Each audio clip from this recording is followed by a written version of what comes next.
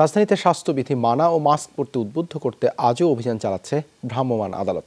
জিগাতলা এলাকায় রয়েছেন সহকর্মী রিয়াজ রাহান। রিয়াজ, মাস্ক বা স্বাস্থ্যবিধি না মানলে কি ব্যবস্থা নেওয়া হচ্ছে?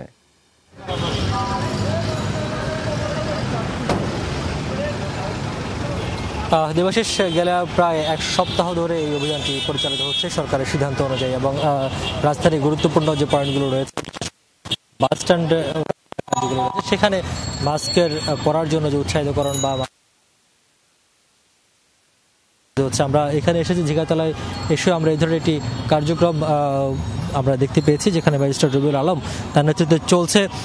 এবং তিনি মূলত আপনি দেখতেই পাচ্ছেন যে যারা মাস্ক পরে আসেননি বা ঘর থেকে বেরিয়েছেন মাস্ক ছাড়া, তাদেরকে আটকাচ্ছেন, প্রতিরোধ করে কারণ জানতে যাচ্ছেন। যারা যথাযথ কারণ দেখাতে পারছেন না বা অহেতুক কারণে শুধুমাত্র নিজের ইচ্ছাকৃতভাবে মাস্ক পরিধান করেনি, তাদেরকে আইনের আওতায় আনছেন।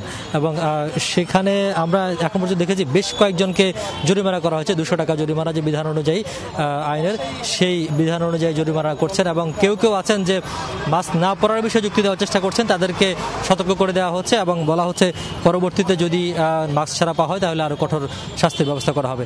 এবং ম্যাজিস্ট্রেট যেটি বলছেন যে গত এক সপ্তাহের অভিযানে, বিভিন্ন স্থানে অভিযান পরিচালনার ফলে যেটি হয়েছে, মাস্কের প্রতি মানুষের যে আগ্রহ সেটি কিছুটা বেড়েছে, এবং শীত যতই শুরু হচ্ছে ততই মাস্ক পরার যে প্রবণতা সেটিও তুলনামূলক আগের চেয়ে কিছুটা বেড়েছে বলে মনে করছেন সংশ্লিষ্ট কর্মকর্তারা যারা এই অভিযানটি পরিচালনা করছেন।